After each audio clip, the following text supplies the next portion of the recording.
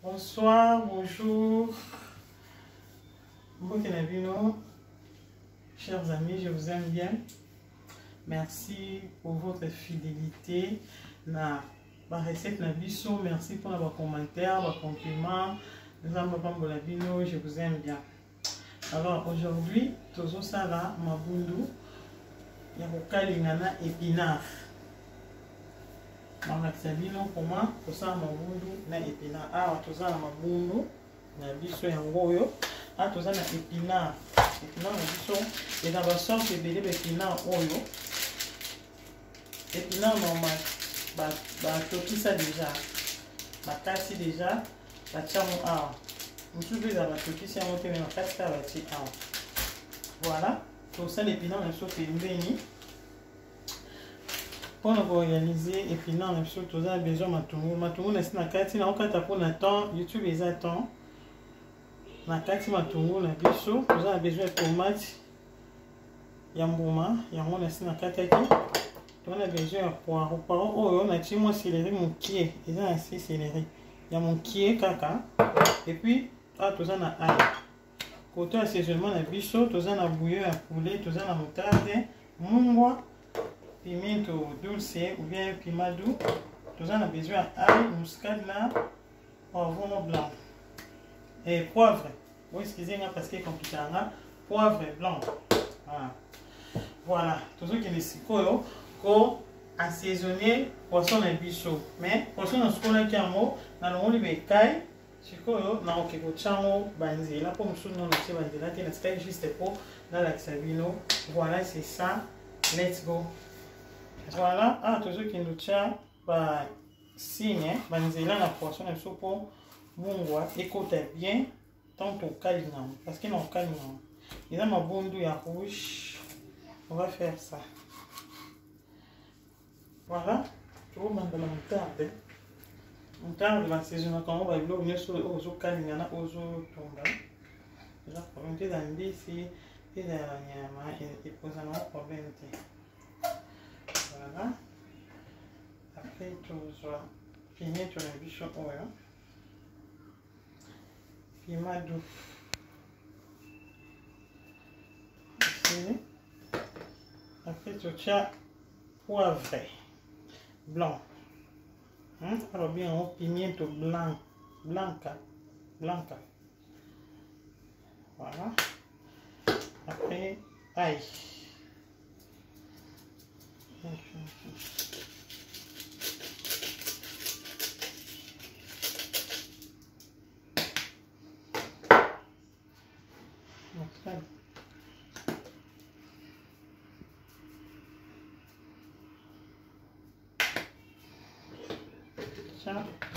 Parce que c'est au calina, il faut faire assaisonnement et on connaît bien. Il faut bien été. Après, tu tiens mon roi. Voilà.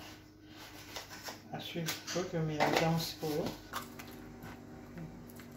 Voilà. Toujours mélanger en gros. Tu vas assaisonner pour ingrédients à bichot et côté bien. Après, c'est mon revendre ça mot. Et vendez-moi 30 minutes. En attendant que vous ça l'épinard. Il y a un fan de côté l'épice. Après, tu vas pour le canard aussi. Donc, c'est ça. Voilà. Toujours qu'il y a ce pour les panneaux. Pour assaisonner, on va regarder. On a tout mis. Alors, je vais vous prendre pour et pour les ingrédients, pour les épices, pour que bien en fait. Voilà, c'est un gros lot. Pour ça, les cambars. Comme ça, bah, l'épice, la busso, l'assaisonnement, la busso écoute très bien la poisson. Après, tu m'as toqué en attendant, toujours que ça l'épinard la busso. Voilà. Pour qu'il ne tient plus la bichon, oui, l'olive, pour ça l'épinard la bichon.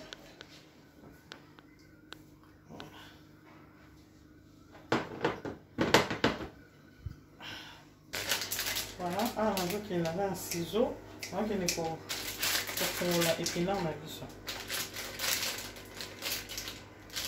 Voilà, monde eza na kati épinard.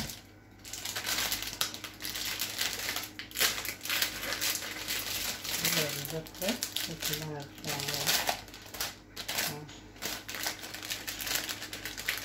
Là, merci encore.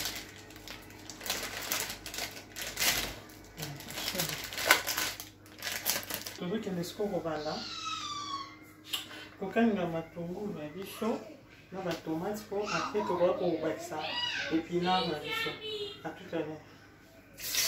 Voilà, oyo totie poiron na céleri.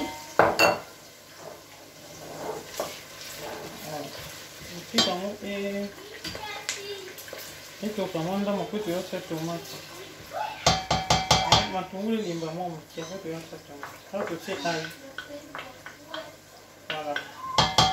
Tobakisa yango boye matungulu elimba mwa moke apres toya kotia tomate.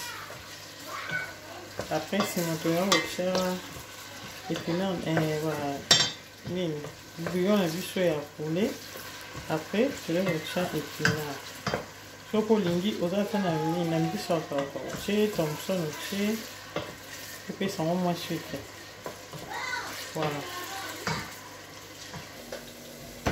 Après tobakisa sikoyo bouillon nabakisa bouillon na mpona se cube magique nasala yango mpe nabakisi bouillon na baépice nanga oyo natie nao natie kaka tomate te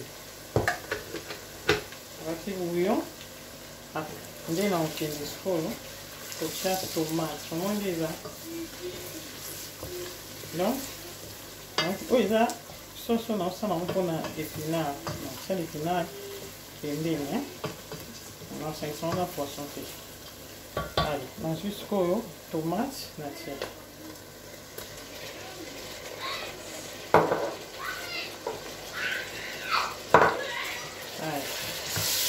nakogalisa yango apres nasika yango mwasa moko tomate elemba so esangani nyonso nde naoya kobakisa sikoyo épinard. Voilà.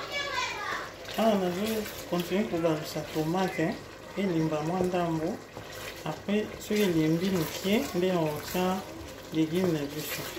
Donc il faut tomate na elimba vraiment parce que eza tomate ya pomme, tomate pomme elimba po so elembi bien te ntango kotia balégume ekomona ebimisa banini ya batomate wana esala vraiment kitoko te. Voilà. Après nde nsima naoya kosangisa naoya kotia épinard na biso. Voilà, à suivre. Voilà. Voilà, sikoyo baépice na biso moi batomate na biso elengi. Après tozokende sikoyo kotia épinard. Épinard tokotia yango oyo épinard eza awa tozokende kotia yango kaka boye ekosefondre yango na kati ya nzungu ekosefondre. Totika yango juste quelques minutes puis s'effondre. Après toya kobalisa yango. Voilà, assure. Là, voilà. Alors épinard na biso ezotoka totika yango etoka asiko totoka ninga poisson na biso. Ok, tia huile tochauffe yango. Après nous avons chauffé tokanga. Voilà, tout à l'heure. Voilà, épinard na biso ezo continue na kotoka. Awa tozokende sikoyo kokalinga mabundu.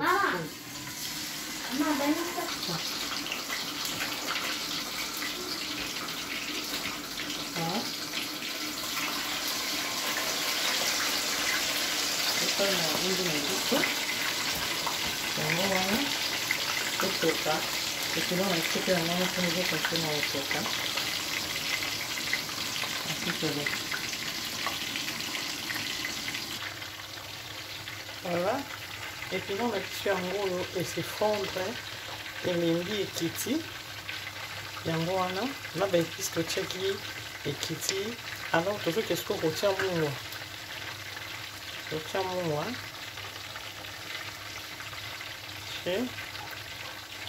natie oyo nde po natiaki yango na mungwa te.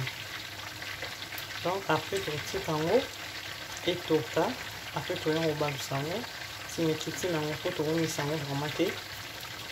C'est ça.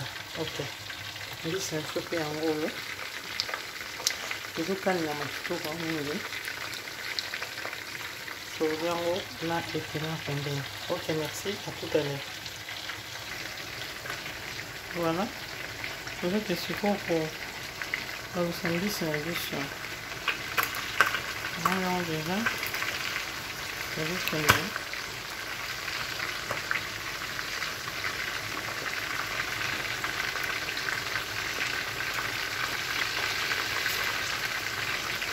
Etoka so mwa ndambo après to longolango. Voilà, à tout à l'heure.